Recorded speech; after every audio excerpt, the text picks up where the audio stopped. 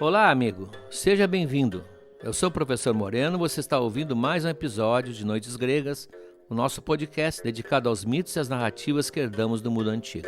Lembro que no site noitesgregas.com.br, para cada episódio eu publico um material extra, textos, vídeos, áudios, de acesso exclusivo para aqueles que nos apoiam. Aliás, precisamos muito desse apoio para manter esse projeto no ar. Visite o site noitesgregas.com.br e saiba como você pode ajudar.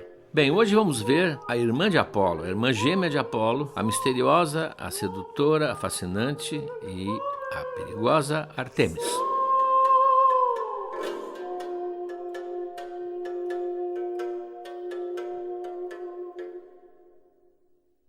Primeiro, o nome e a pronúncia. Nós já falamos num episódio 2, se não me engano, sobre a mudança de prosódia, de acentuação tônica dos nomes gregos e as várias opções que nós temos. Para essa deusa, conhecemos 4. Ártemis, com A forte, Artemis, como eu uso, Artemisa ou Artemísia. Vamos encontrá-la assim chamada em vários livros traduzidos do grego para o português e, portanto, é uma questão de escolha. Eu escolho Ártemis, vamos falar sempre de Ártemis. Se você preferir outra dessas opções, fique à vontade. Para começar, ela é belíssima. Ela é uma jovem como Apolo, uma jovem assim na véspera de chegar à idade adulta e talvez seja a mais elegante deusa do Olimpo. É muito admirada pelos gregos e louvada pelos autores. Ela era alta, nobre e tinha uma postura dominadora, devia ter um olhar muito forte.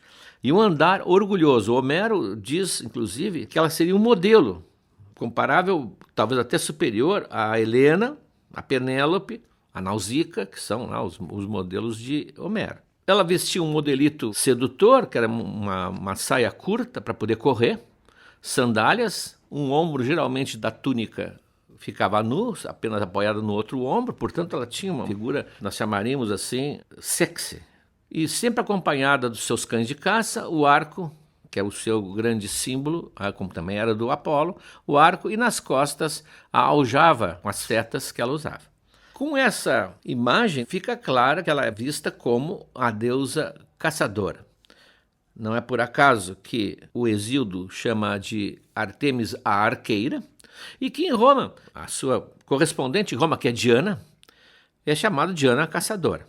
Então ela está ligada à atividade da caça, ao arco, ao uso do arco, não só para caçar, como nós vamos ver. Outra observação importante, antes de começar a ver as próprias histórias de Ártemis, é sobre a sua identificação equivocada com a Lua. Nós vimos no episódio anterior que Apolo, com o tempo, passou a se misturar com a ideia do Sol. Foi destronando o Hélio, ou Hélios, como quiserem, que tinha o seu nome, tinha seus feitos, tinha a sua família. Foi sendo destronado e foi sendo absorvido por Apolo. Isso é óbvio que nós falamos sempre, como a mitologia é um tecido que não parou de ser tramado até hoje, certas épocas vão tirando partes e vão acrescentando outras. Por isso, o Apolo terminou se confundindo com o Sol, e assim foi visto pela literatura medieval, renascentista, como eu falei. Ora, obviamente, então, se o Apolo é o Sol, coube a Ártemis transformar-se também na lua. Vários textos que você vai encontrar diz Ártemis, a deusa da caça, dos animais selvagens, das crianças e da lua. Nós não consideramos Ártemis a deusa da lua por uma razão muito simples. A lua tinha uma titular. Eu mencionei no episódio passado os 3 irmãos, Eos, a aurora, Hélios, o sol, e Selene, a lua. Ora, dizer que Selene e Ártemis são a mesma pessoa cria um problema óbvio. Ártemis é uma das deusas virgens do Olimpo e Selene se apaixona por Endimion, num mito muito interessante, e tem 50 filhos. Está bem um pouco longe da virgindade, né? Ela tem sua prole. Evidente que a Lua ter 50 filhos, você está percebendo que não é por acaso, deve ser uma associação antiga com as semanas, as 52 semanas, as mudanças da Lua.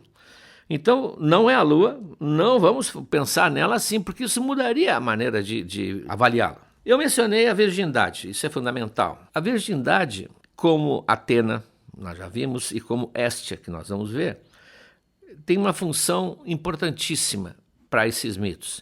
Estas deusas que vão exercer uma função externa, ativa, não podem ter a intervenção de um homem na sua vida.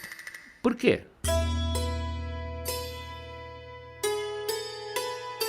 Essas deusas que se mantiveram virgens, principalmente Atena e Ártemis, e também a Hestia, que é a terceira, elas têm uma atividade que não admitiria a intervenção de uma figura masculina. Elas não podem pertencer a um homem. Por que eu digo pertencer? Na sociedade grega antiga, é a mesma que criou o Olimpo, e você está vendo desde o início que o Olimpo é patriarcal, portanto não pode esperar outra coisa dessa mesma sociedade. Nessa sociedade a mulher estava sempre sob o domínio de um homem. Na sua existência não importa, ela estaria sob o domínio, sob a área de decisões de um homem. Quando crianças, do pai ou do irmão mais velho, depois que casava, que praticamente não havia o não casar, era muito raro. Depois que casava, ela passava para o domínio intelectual, cultural, político do marido. A sociedade grega era patrilinear. Quando a moça casava, ela despedia-se da sua família e ia morar com a família do marido. Então, isso até talvez explique por que tem tanto mito em que o pai se opõe ao casamento da filha, porque ele não quer perder o contato com a filha. Tem umas dezenas, nós vamos ver, tem até a Penélope, quando Ulisses casa com Penélope, o pai tenta convencê-los a morar com ele. E Ulisses não vai ser assim, porque não era assim na Grécia. No caso da Atena, nós vimos que ela pede a Zeus expressamente para continuar casta, para manter a virgindade, e ele aceita alegremente. Primeiro porque ela vai ser o seu grande auxiliar na luta contra o mal, na distribuição dos dons da civilização para o homem. Mas segundo, ele deve ter ficado secretamente feliz, porque assim ela vai ficar junto a ele para sempre. Ela não vai se afastar dele. Então seria impossível a Atena exercer toda aquela função luminosa que ela exerce civilizatória se fosse casada na sociedade grega. Não digo hoje, mas na sociedade grega sim. E nesse caso a Ártemis é fundamental. Ela também conquista do pai, que é o Zeus, o direito de preservar a virgindade.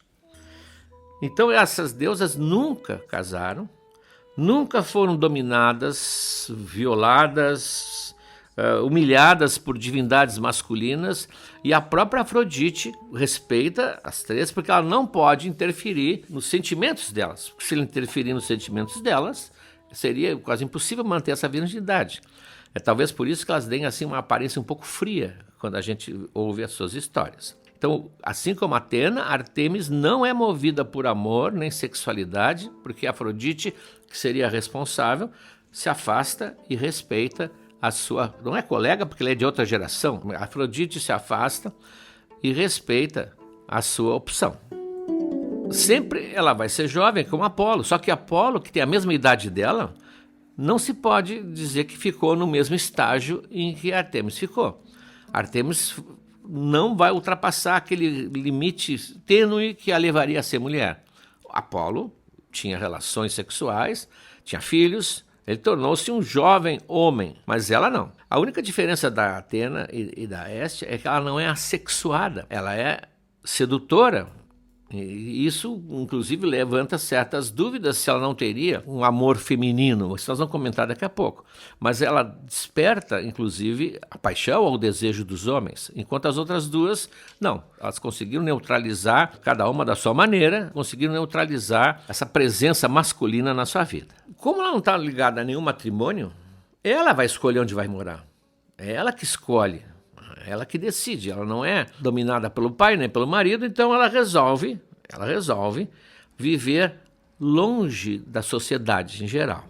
É uma maneira, inclusive, de evitar o contato com o mundo masculino que a oprime. Aqui um parênteses necessário. Na organização do espaço da Grécia Antiga, havia uma divisão tripartida muito interessante. Havia o núcleo urbano, onde moravam as pessoas, onde estavam os edifícios públicos, religiosos, e cercado, em volta, por uma área de campos cultiváveis, Hora. Dali essa comunidade extraía o seu sustento. Fora dessas duas, mais além, o além era uma região totalmente entregue à natureza, chamado Scatia, da mesma família de escatológico, e que seria traduzido, acho uma palavra muito bonita no português, pelos confins. É nesses confins que Ártemis vai morar. Geralmente é uma zona montanhosa ou escarpada, que não dá para aproveitar para o plantio, por isso que não foi integrada à comunidade. Tem ilhotas inabitadas nos rios, zonas de Pantanal, zonas alagadas, vales profundos que não admitiriam o trabalho do arado. É nessa região que vai ser a região de Artemis. Ali vai ser o seu mundo. Ela se mantém, portanto, afastada da encrenca, digamos assim.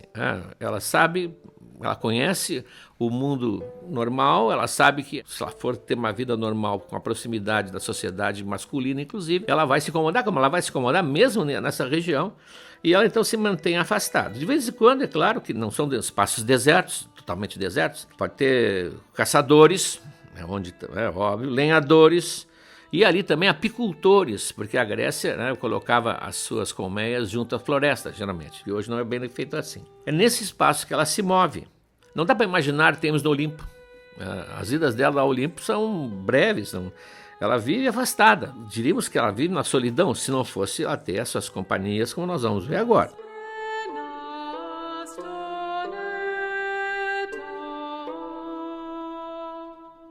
No hino a Artemis, que é um hino de Calímaco, que evidente é um poeta que imagina o nascimento de Artemis, imagina Artemis falando com o pai, ela ainda pequenina, aparece declarando para o pai: me dá todas as montanhas, uma cidade se tu quiser, mas raramente eu vou descer até lá. Eu vou morar nas colinas. Eu só vou visitar as cidades dos homens quando as mulheres, sofrendo as agudas dores do parto, chamarem por minha ajuda. Então a pequena Artemis assume, como foi ela que ajudou, nós vimos lá no episódio anterior, a mãe no parto. Ela nasce primeiro e depois ela ajuda Leto os 9 dias praticamente que demoram para o segundo nascer, o Apolo nascer. Então ela assume essa sua missão também de auxiliar no parto ou aliviar as dores da mulher ou trazer a morte súbita. Os gregos não tinham noção do que trazia a morte no parto, então era Artemis que estava ali, ajudando quando não podia, trazia a morte súbita. Artemis esteve ali. O Ulisses, quando desce ao mundo dos mortos, nós vamos ver depois na Odisseia, encontra a mãe, que morreu, ele não sabia, ele estava longe de casa, e ele pergunta: Artemis te trouxe para cá, você fosse atingida por Artemis, essa que seria a responsável pela morte súbita das mulheres. Muito bem. Então ela vive nesses espaços isolados, esse mundo selvagem, que na verdade ela é a figura que vai regular esse mundo, e participa da vida dos animais. Ela é uma deusa ecológica nesse sentido. Todos os animais não domésticos, todos os animais silvestres interessam a ela. O veado, a lebre, a codorna, o urso. A Grécia tinha ursos, aliás, um dos seus animais preferidos. Cavalos selvagens. Tudo isso pertence ao domínio de Artemis. Nós vamos ver quando o Hércules, num dos seus trabalhos, precisa levar a famosa corça de cascos de ouro, o Apolo atalha o passo do Hércules assim: olha aqui, vai lá falar com a Artemis, ela gosta desse bicho. E ele vai, o Hércules, todo respeitoso, pedir emprestado, e promete que não vai machucar, porque ela domina aquilo ali. Bom, mas ela é seguida de um séquito de companheiras, de amigas, de seguidoras, e que são 60, são 80, os números variam, todos esses números da mitologia variam de acordo com os autores. Eu teria escolhido a maior parte entre as Nereidas ou entre as Oceânides, outras que são, mas são todas jovens, púberes e bonitas, como as ninfas. A ninfa é uma invenção da mitologia grega, nós vamos dedicar um episódio especialmente às ninfas, que elas merecem, mas como diz uma escritora inglesa, com certa malícia, era um verdadeiro sonho masculino projetado sobre o mundo. Eram centenas, habitando os bosques, as árvores, as fontes, a água, de jovens liberadas. Elas não tinham família, raramente tinham família, portanto, não havia essa construção patriarcal de um poder masculino que tivesse que ser respeitado, e elas então viajavam junto com a Artemis, explorando a região, esse terreno selvagem, e não tinham que viver aquilo que a mulher grega na época tinha que viver. Podia ter sido até um sonho feminino que fez brotar essa ideia na mitologia. Elas não estavam submetidas a nada. Elas não tinham que ter a vida doméstica, elas não deviam estar fazendo, não havia aquilo, você deveria estar fazendo isso. Não, elas faziam o que queriam. Então não tinha controle. Essas seriam quase como cópias de Artemis, que a seguiam como irmã, a irmã mais velha, que era vista como a irmã mais velha. Claro que esse grupo de 80 ou 60, não interessa, de lindas ninfas, quase tão bonitas quanto a Artemis, mas a Artemis, afastadas dos homens, afastadas da cidade, aumentaram o interesse do mundo masculino. Essa ideia era fascinante, encontrá-las, vê-las, e claro que isso vai ser um interdito que vai ser punido. Artemis não tinha muita paciência, vai ser punido, como nós vamos ver, de maneira sempre dura, com morte ou com mutilação, para que o mundo masculino tivesse um recado: aqui não é para chegar perto.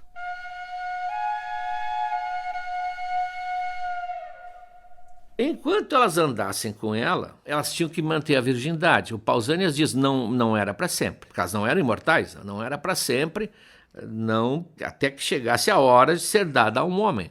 Por isso havia muitos templos e cultos que tinham essas associações de jovens meninas que cultuavam e se reuniam sob a imagem de Artemis. No começo eram muito pequenas, 9, 10, 12 anos. Que a ideia é que a Artemis as faria ajudar a passar para a etapa seguinte. É uma deusa de passagem, que ajudaria a passagem da adolescência até chegar ao matrimônio. Quando então ela cortava o cabelo e punha no templo de Artemis, e junto com os brinquedos, e ia para a sua vida matrimonial. No começo eram muito jovens, mas com o tempo, pelas próprias histórias, a mitologia foi aumentando a idade, para que houvesse inclusive todos os encontros e as cenas eróticas que as ninfas vão gerar.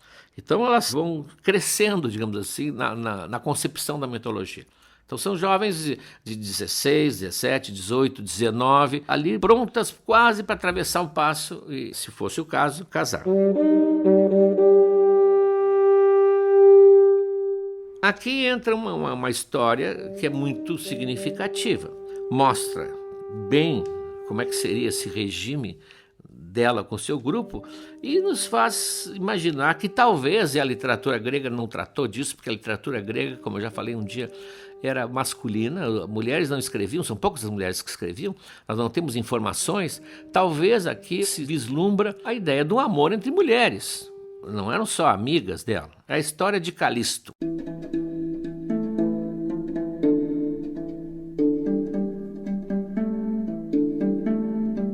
A história de Calisto é uma história que foi muito explorada pelos pintores, e vocês vão entender por quê. Calisto é uma das suas seguidoras, como todas, belíssima, mas ela atrai a atenção exatamente do conquistador máximo, o Alfa, Zeus. Zeus vê a Calisto, mas sabe que ela é seguidora de Artemis e, portanto, tem princípios rigorosos. Ela não vai ceder a ele seus favores. Como Zeus é rei dos disfarces, isso na nossa série da mitologia na arte, nós já vimos os amores de Zeus, ele é o rei dos disfarces, ele faz várias seduções disfarçado de as coisas mais diferentes possíveis. Ele resolve, ele é muito astucioso, como diria minha avó, ele se disfarça de Artemis. Ele se transforma em Artemis e um dia ele consegue encontrar a Calisto sozinha. E como sempre, aquele calor da Grécia, o meio-dia é a hora, como sempre, né, em que as coisas acontecem, e há uma água brotando num riacho, na sombra das árvores, e ele, como Artemis, se apresenta a Calisto, e Calisto a reconhece como Artemis, e vamos tomar banho, como elas tomavam banho sempre. Artemis e seu grupo estavam sempre tomando banho, tem uma relação com a água até filosófica, mas não é o caso aqui. Claro que Zeus, ao lado de Calisto, despidos ambos, Zeus dá um jeito, não é muito difícil, de seduzir a Calisto.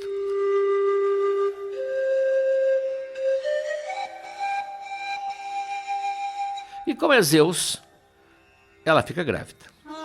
Fica grávida e passa a viver uma eterna tensão de disfarçar a gravidez. As roupas são soltas na época, os mantos, mas não adianta, ela vai se afastando do grupo, porque o grupo tem esses momentos em que há uma espécie de banho, um piscinão, digamos assim, vão tomar um banho coletivo.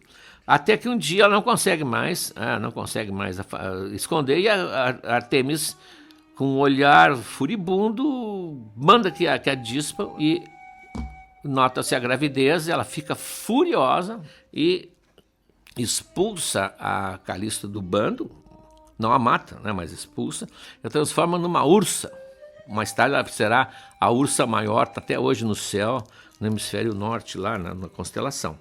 Ela não pode fazer nada com os Zeus, porque o Zeus é o pai dela, para começar. Quem perpetrou essa sedução foi Zeus, mas ela tem que simplesmente punir, como fazia a Hera, punindo as conquistadas por Zeus, ela vai punir a Calisto.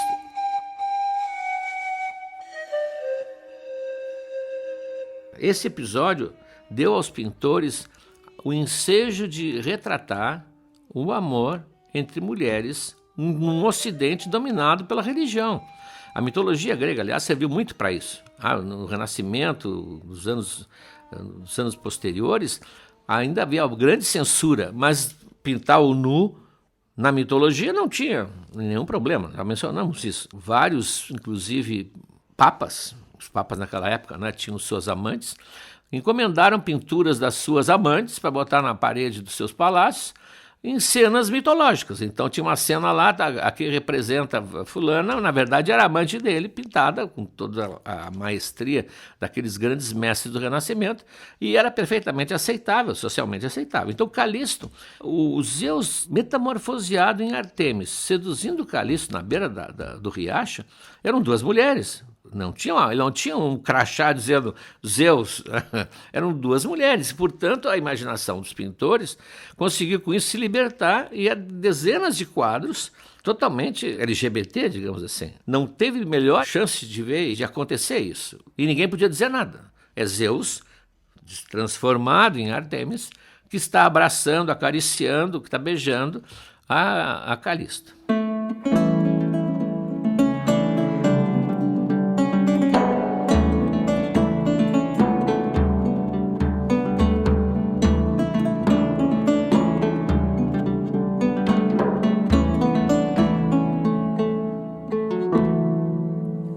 Outro exemplo é o do rio Alfeu. O rio Alfeu, os rios na Grécia tinham um nome e era um deus que morava nele. O rio Alfeu, ou deus Alfeu, se quiserem, ele se apaixona por Artemis. Claro que ele sabia que ela nunca ia casar com ele, né? Mas ele resolveu tentar violentá-la. Então, no momento em que elas estão celebrando um festival com o grupo, as ninfas, ele chega, como é um rio, elas estavam na água, né? Ele chega e a Artemis suspeitou que ele estava se aproximando. O seu arco não estava à mão, ela estava desarmada, ela estava de espírito dentro d'água.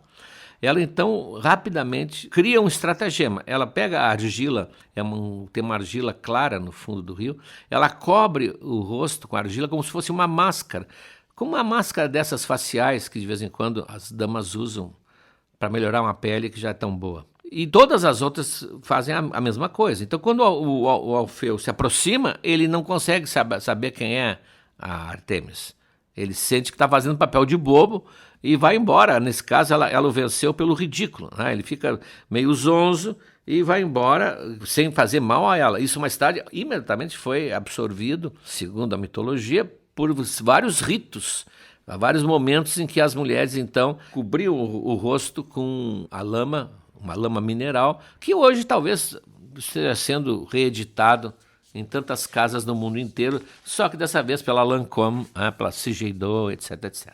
Nós já vimos no episódio anterior também os momentos em que ela é duríssima, com o caso da Coronis, aquela ninfa que trai o Apolo, que ela mata a pedido dele, ela mata, não tem nada a ver com ela, ela mata friamente. No caso da Níobe, quando ela flecha as filhas da Níobe, enquanto o Apolo flecha os filhos, aquela carnificina, aquele massacre, ela não é, nós já vimos que ela não tem muita piedade, ela não dá mercê, ela não admite transgressões que ela pune assim severamente.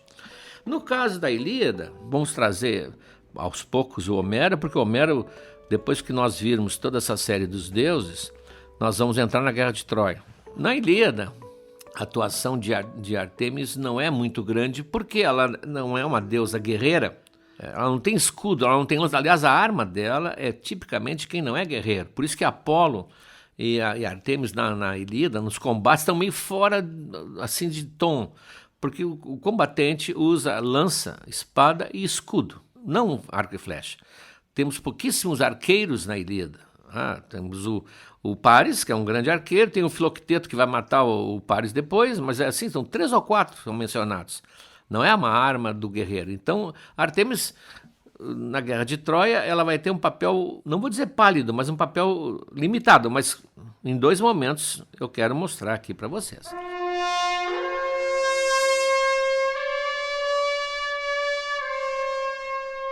O primeiro é anterior à Ilíada, porque a Guerra de Troia começou muito antes da narração da Ilíada. A Ilíada narra alguns dias no 10º ano da guerra, portanto, houve 10 anos antes e mais os antecedentes, que nós vamos ver depois peça por peça.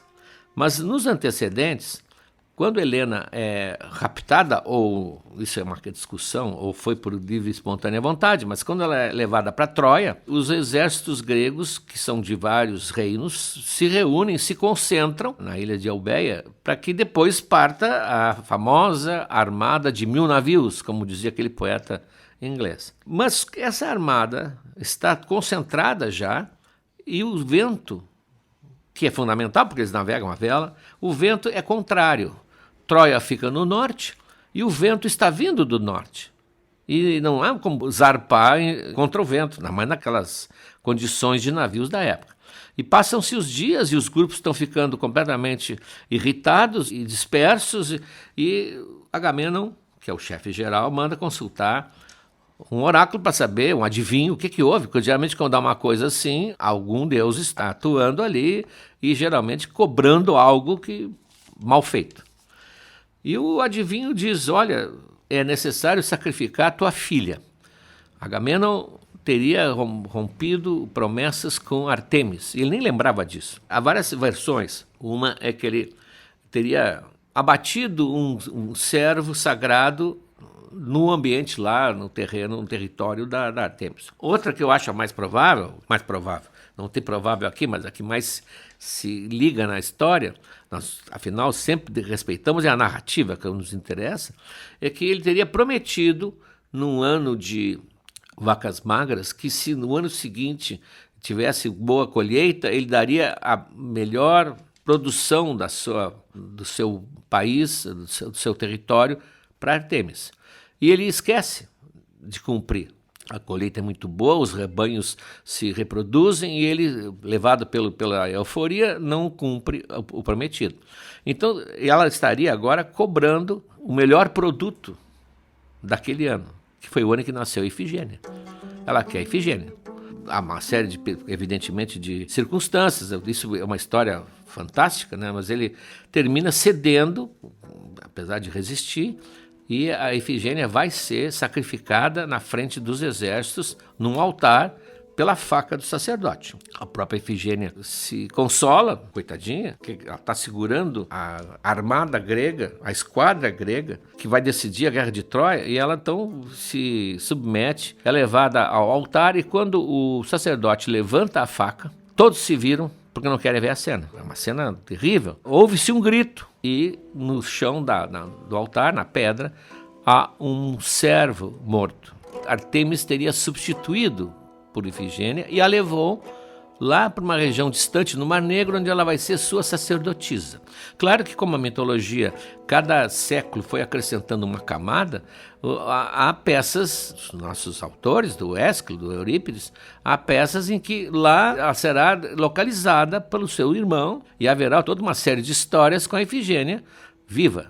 Mas aqui Artemis atuou segurando, portanto, a guerra de Troia por algum tempo e fazendo alguns dizem que ela estava apaixonada por Ifigênia. Aí começam as pequenas brechas, né, que talvez sugerissem que a Artemis tivesse uma relação homoafetiva com a Ifigênia.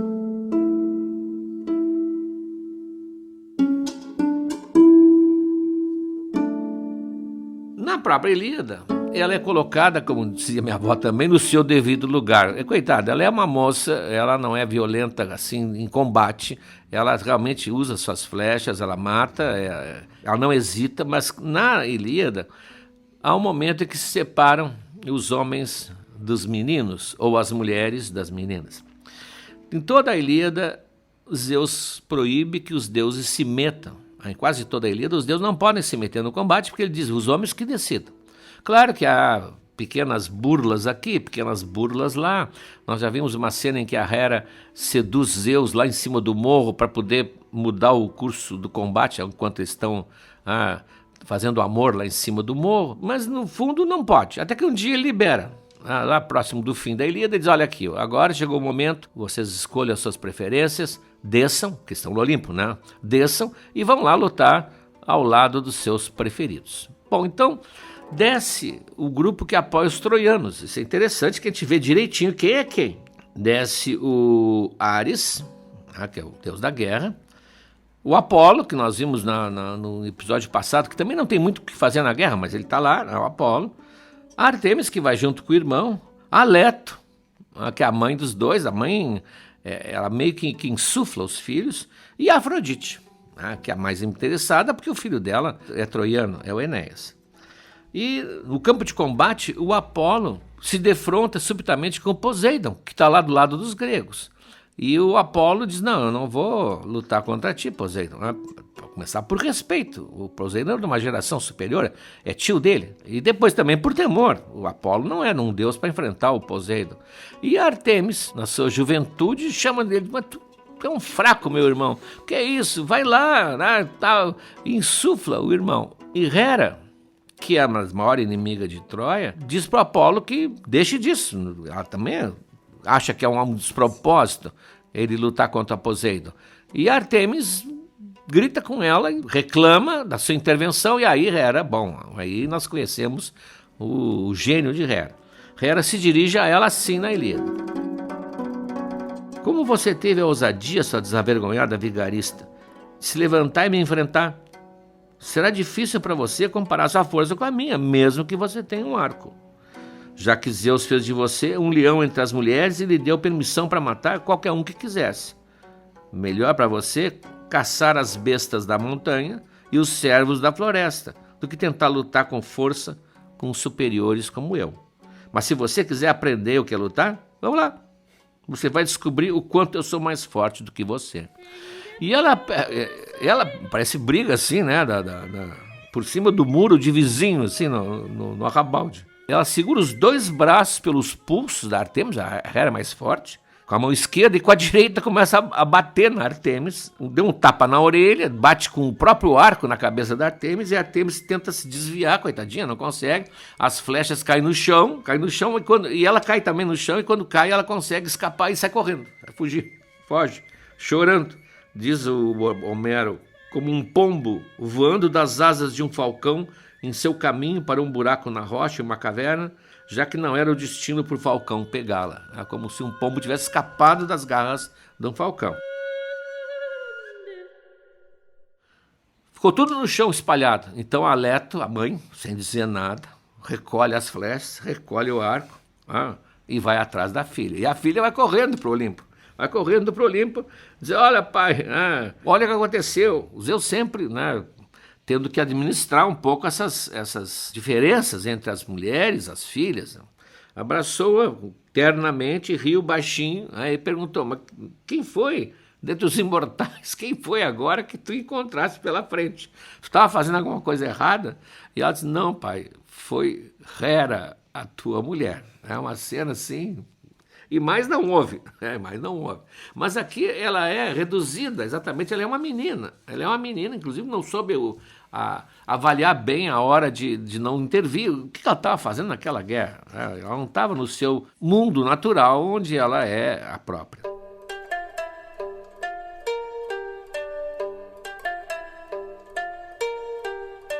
Bom, essa altura dos nossos podcasts...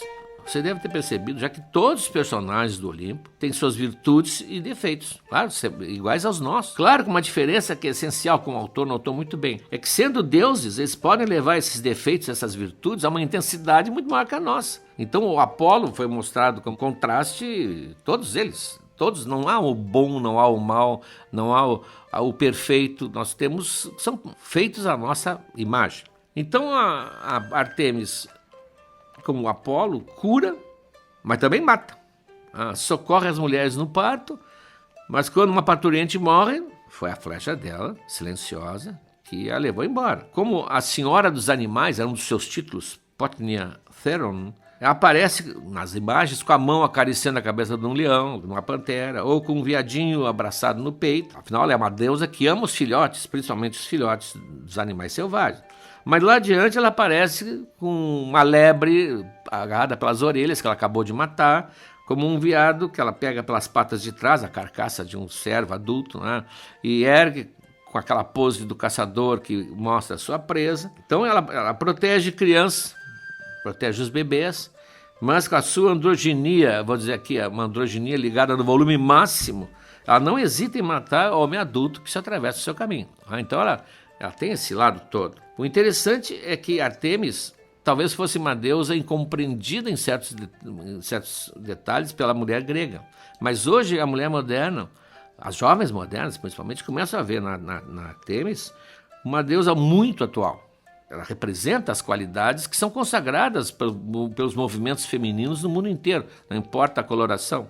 A ideia da conquista individual, da competência, da autonomia, de não precisar ser guiada nem ser dirigida, a independência das opiniões masculinas, essa preocupação dela com as mulheres e jovens vitimizadas, impotentes diante do sistema, tudo isso está lá em Ártemis. Por isso que Ártemis é uma deusa, como isso vai acontecer durante milênios, está sendo reavaliada, ela está sendo revalorizada, digamos assim. Ártemis hoje, que antes era só Diana caçadora, como os romanos basicamente a reduziram, passa a ser uma espécie de batalhadora por direitos de autonomia. E mais, uma generosidade de defender os direitos dos outros, não apenas os seus.